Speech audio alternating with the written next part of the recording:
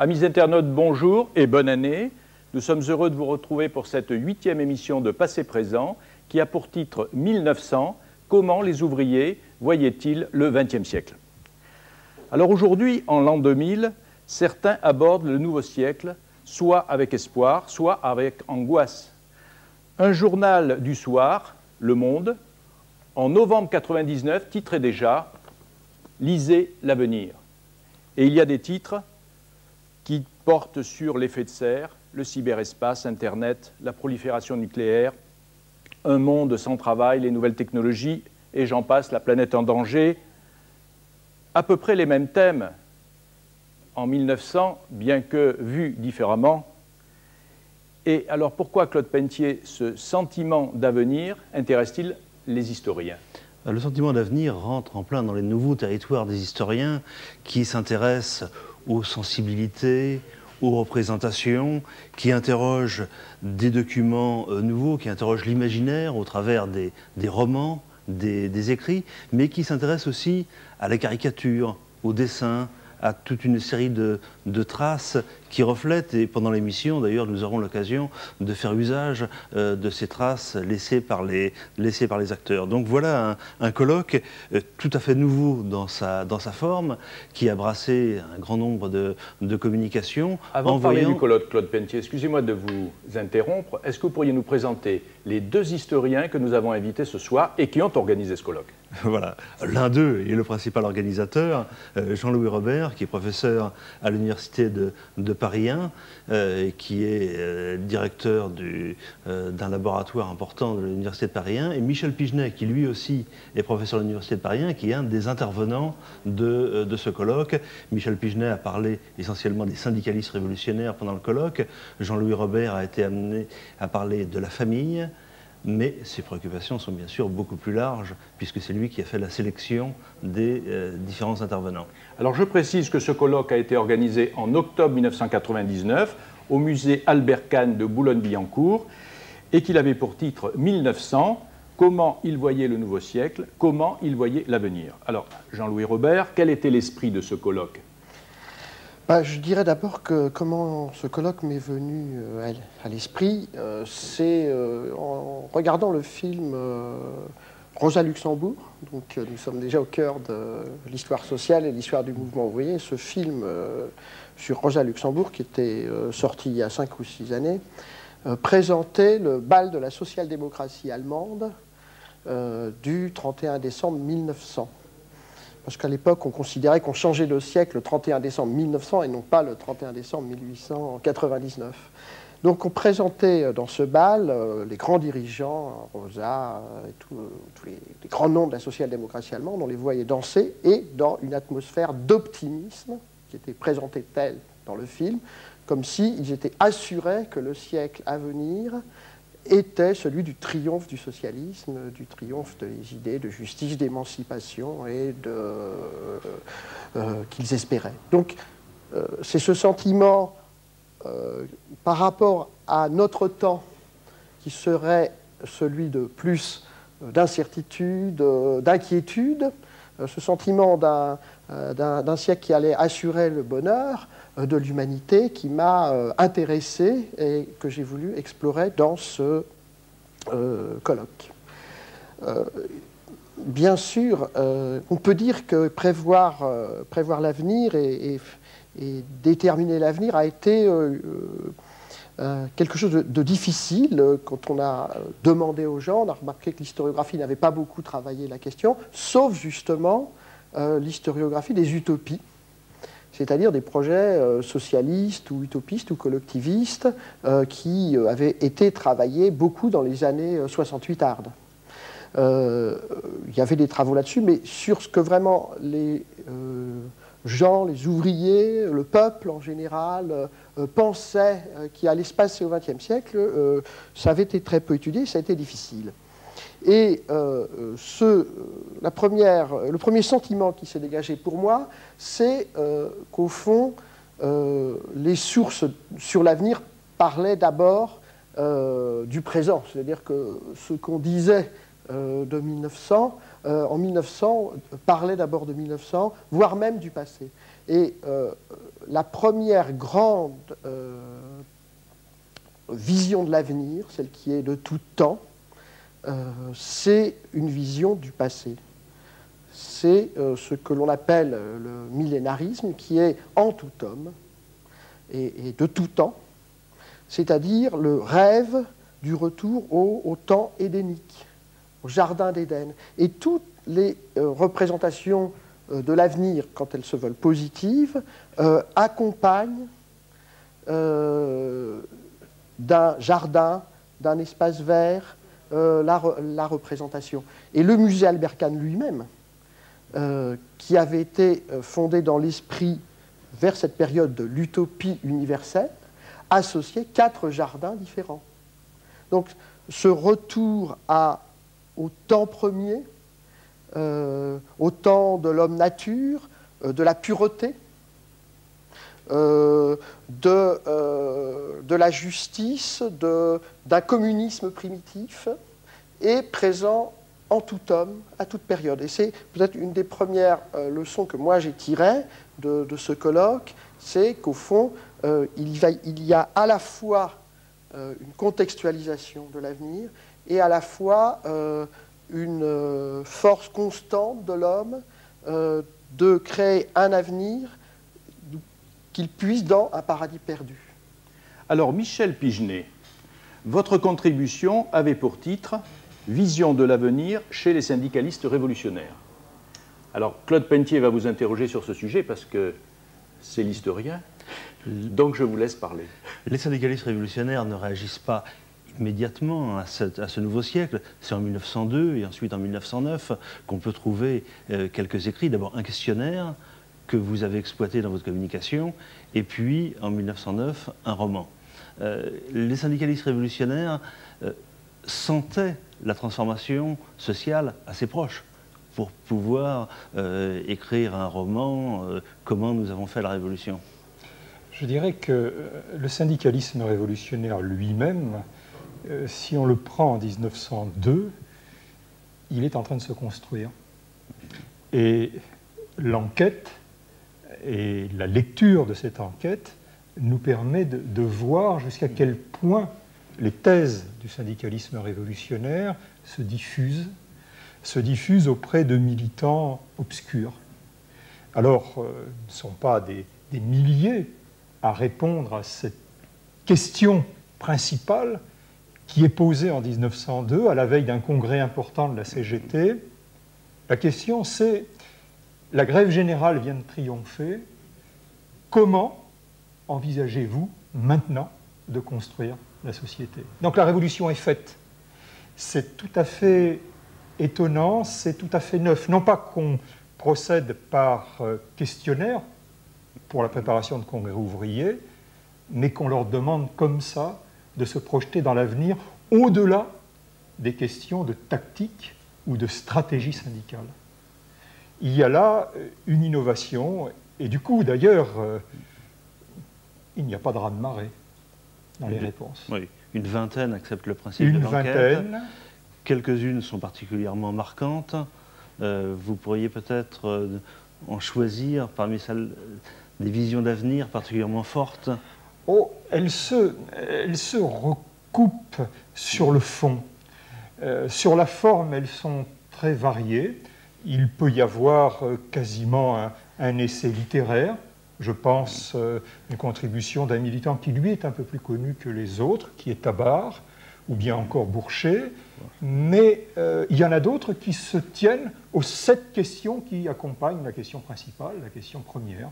Et donc là, on répond à la question numéro 1, on répond à la question numéro 2, tant bien que mal.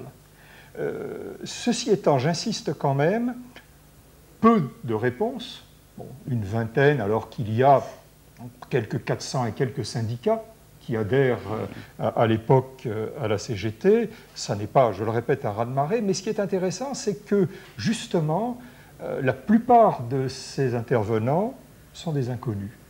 Et même dans le dictionnaire Métron, tous n'y sont pas. Et souvent, quand ils y sont, on mentionne leur participation au congrès de 1902, et c'est à peu près tout. Donc ils ont replongé dans l'anonymat, et c'est en ce sens aussi que ce n'est pas une vision de dirigeants, c'est plutôt comment des militants de base ou intermédiaires ont perçu à travers la propagande pour la grève générale, les thèses du syndicalisme révolutionnaire en cours de construction, comment ils l'ont perçu. Dans notre fin de siècle un petit peu mélancolique, quand on parle du travail, on trouve des articles sur la fin du travail, et il y en a un dans le numéro du Monde qui a été cité. Comment voyaient-ils le travail, ces syndicalistes révolutionnaires, dans sa durée, dans sa forme, dans son rapport d'aliénation ou de libération? Alors, le travail, c'est une valeur. C'est une valeur sûre, pourrait-on dire, en 1900. Et donc, ils n'imaginent pas un avenir sans travail. Au contraire, ils disent, dans la société émancipée que nous allons construire après la grève générale, le travail sera, je cite l'un d'entre eux, une récréation. Et on pourrait d'ailleurs discuter sur le mot récréation, recréation. Il y a là sans doute des choses qui seraient intéressantes à développer. En tout cas, le travail subsiste. Mais c'est un travail libéré. C'est un travail que l'on choisit.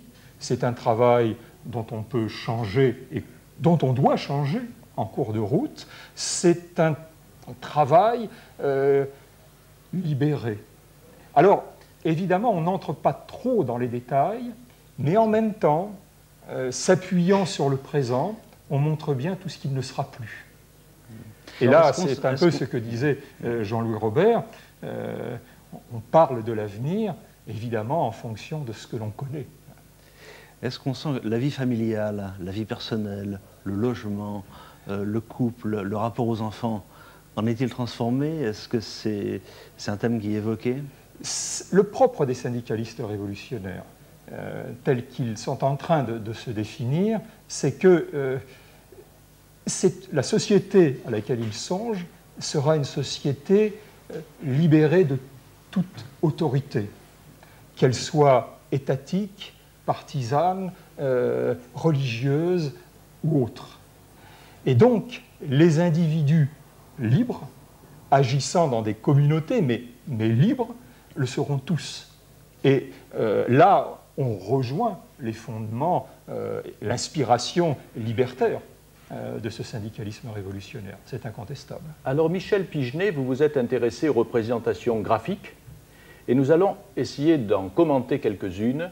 On va demander à Michael de nous envoyer déjà une première image et je vais vous demander comme ça de la décrire et de commenter. Bien, on est bien là dans la continuité de ce que j'expliquais. C'est une société à venir qui sera sans autorité, qu'elle soit république ou qu'elle soit l'autorité du capital.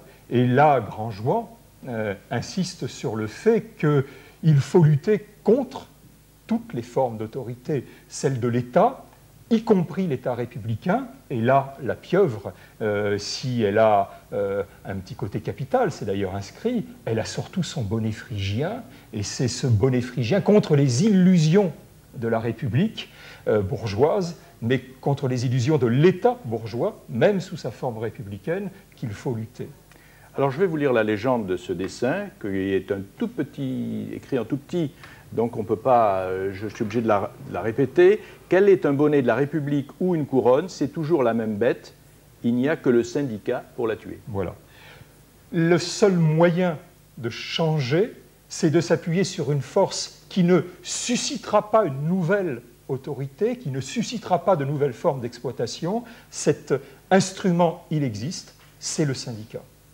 Nous allons regarder la deuxième image maintenant, qui est un dessin d'ailleurs qui conclut une bande dessinée.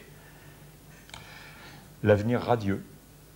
Le soleil se lève, on ne sait pas s'il se lève ou s'il se couche d'ailleurs, mais en tout cas, c'est certainement le soleil qui se lève. Alors là, on est dans une symbolique tout à fait classique de de la représentation de la Révolution et de l'avenir qui éclaire le monde et qui va balayer toutes les ombres, toutes les obscurités, et donc c'est quelque chose de nouveau qui commence.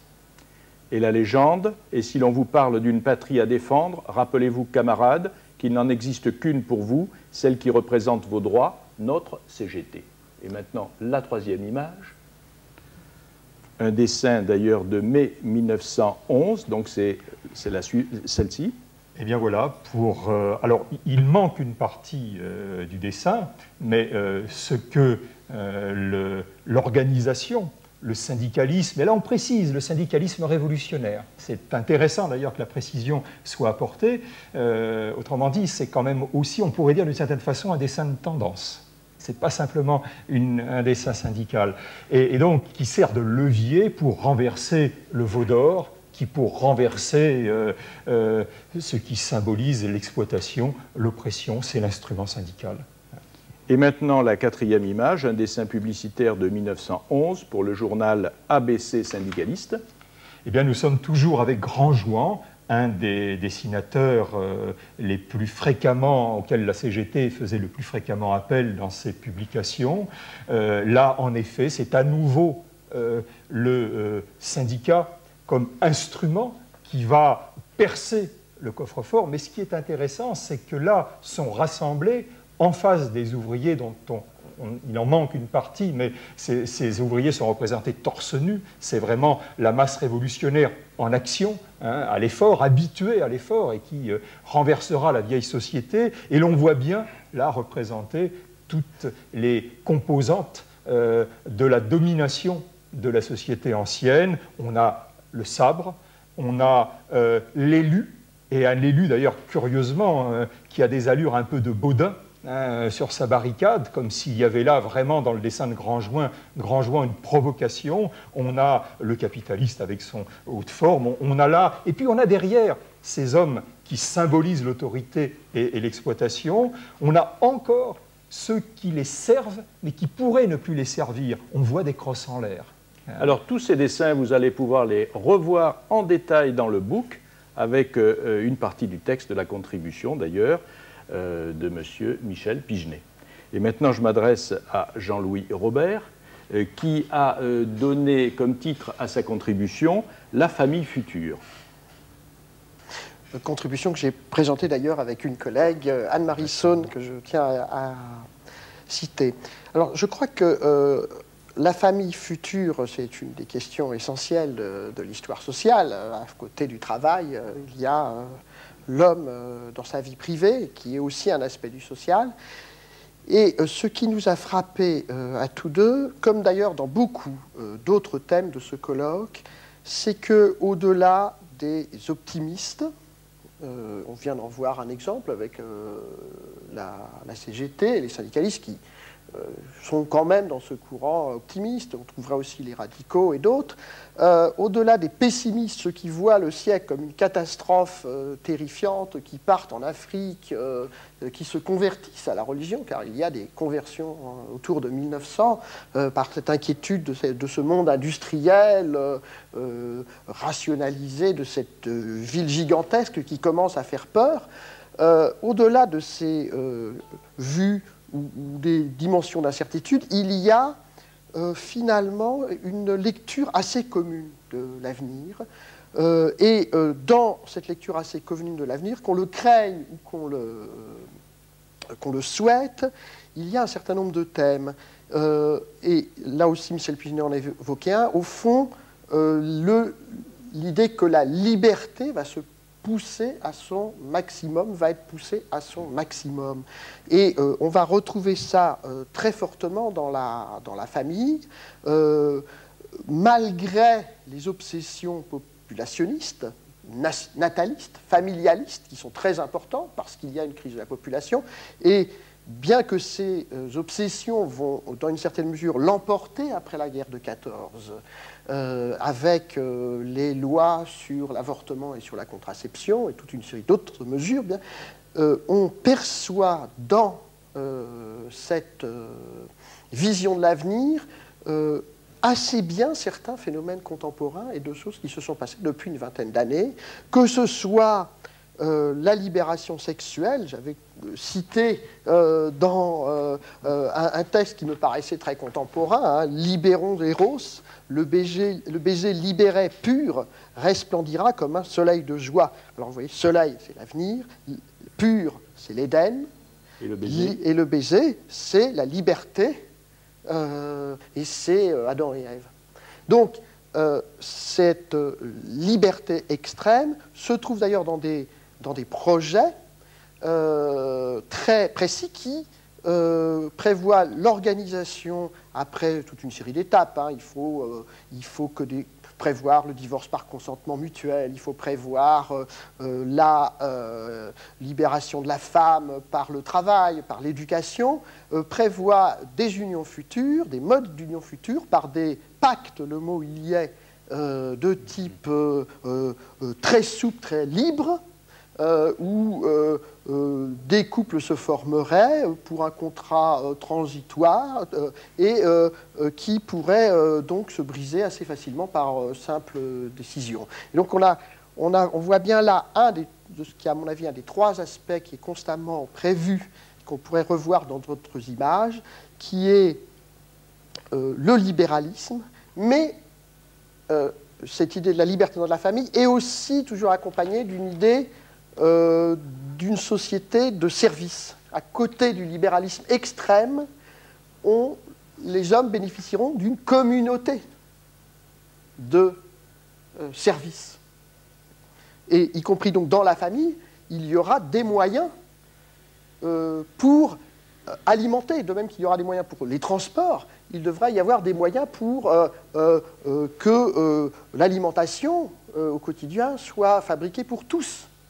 Alors, donc il y a cette communauté, et la dernière grande dimension qui, à mon avis, est toujours présente et qui est l'internationalisation du monde. Ils sont persuadés que l'on va vers un monde international, et c'est très frappant de voir des textes qui reprennent exactement ce que on voit actuellement dans la description du monde, ce qu'on appelle, et Internet en est un des traits d'ailleurs, ce qu'on appelle le monde village planétaire, le monde village global. Donc un éparpillement, mais dans un monde global, dans un village, des villages. Et on voit ça présent par des descriptions de médias dans les visions de l'avenir présentes en 1900. Évidemment, qui donc sont reprises par tout le monde, qu'on les craigne ou qu'on les souhaite, comme c'est souvent le cas des progressistes. Est-ce que nous regardons peut-être aussi quelques images, justement, qui sont reprises dans un livre que vous allez d'ailleurs, dont vous allez nous donner l'auteur et nous présenter ce livre, parce que la première image que nous allons voir est l'image de couverture et de ce livre qui s'appelle « Le XXe siècle ». Alors Robida est un des plus grands caricaturistes de la fin du XIXe siècle et du début du XXe siècle. On voit d'ailleurs dans ce personnage toute cette complexité que j'évoquais tout à l'heure des rapports entre passé et présent, parce que Robida est un conservateur de tempérament, d'attitude politique, et d'ailleurs à l'exposition universelle de 1900, donc il y a un siècle, il avait été chargé de reconstituer le plan du vieux Paris. Donc on voit bien cette articulation passé-présent qu'il faut toujours avoir en mémoire pour lire ces images. Et donc Robida a écrit et dessiné des 20-30 volumes sur la guerre de demain et le XXe siècle est un de ceux-ci. Alors dans cette couverture, hein, on voit justement certains des thèmes que j'évoquais tout à l'heure, c'est-à-dire la femme qui accède, mais bien sûr avec les traits de la féminité de l'époque. Hein, on voit bien que cette femme a un flacon de parfum, un fichu. Il y a donc des traits de la féminité de l'époque, mais elle accède à un monde qui lui est alors interdit, bien que c'est juste à la fin du XIXe siècle que les premières femmes rentrent aussi dans les facultés de droit, donc c'est aussi quelque chose qui se produit, accèdent à ce monde de la justice et avec autorité. Donc on voit cette première dimension. On voit aussi la mondialisation par les transports et ce village global, l'onde parisienne, c'est le transport collectifs de demain au quotidien. Donc ce monde, on voit les gratte-ciel qui représentent la ville future, qui sont encore inexistants, sauf aux États-Unis dont on s'inspire. Et on voit à gauche, mais on le verra dans une autre image plus précise, on voit la télévision de demain, parce qu'on prévoit la circulation mondiale de l'information. Alors, nous allons voir l'image suivante qui représente la première exposition universelle des barricades. Oui. Alors là, j'ai été obligé de découper l'image en deux. Nous partons d'abord du style classique de barricade. Oui, alors, donc, c'est une image assez amusante parce que dans son histoire qui se passe en 1953, Robida prévoit une insurrection, ce qui montre bien que là, il se trompe et qu'il est un homme de la fin du XIXe siècle, qui n'est pas encore sorti de l'idée que il est naturel qu'il y aura de nouvelles révolutions, de nouvelles journées révolutionnaires à Paris, parce que c'est le modèle parisien, bien sûr, qui l'imprègne, et qu'à la fin du XIXe siècle, on n'a pas encore conscience des effets à long terme du suffrage universel et de la démocratie. Oui ? Alors, pardon, Michel. Oui, alors que précisément, à ce moment-là, le syndicalisme révolutionnaire se construit aussi en opposition à la tradition barricadière. Alors il y a une autre forme de barricade, là, qui est la barricade aérienne blindée, qui aurait obtenu la médaille d'or. Oui, c'est la deuxième partie du dessin, que l'on voit cette fois en deux parties. Hein. Donc la voici. La voici, donc là c'est l'avenir, on anticipe. D'ailleurs, par la barricade, c'est aussi une anticipation de la guerre aérienne, hein, qui sera effectivement une des grandes formes de combat. Et alors, en bas de la barricade aérienne, vous voyez que les visiteurs de l'exposition pénètrent dans une bulle où sont présentées des formes de cinéma. On va leur montrer les combats révolutionnaires. Et là, c'est pas la Villette, mais presque. Vous voyez donc comment on voit cette modernisation aussi de l'information qui circule dans ces images. Alors, une dernière image, intérieure de la grande usine d'alimentation publique. C'est la dernière que je vous laisserai commenter, les autres nous les verrons dans le bouquin. Alors l'intérieur de la grande usine d'alimentation, ça revient à ce que je disais tout à l'heure, c'est-à-dire un service commun va alimenter et tous les ménages qui le souhaitent, il n'y a pas d'obligation. Donc c'est le triomphe de l'usine et de la production de masse qui est annoncé et qui est articulé à la vie privée. Une vie privée qui est pensée comme très libérée finalement par ces services collectifs.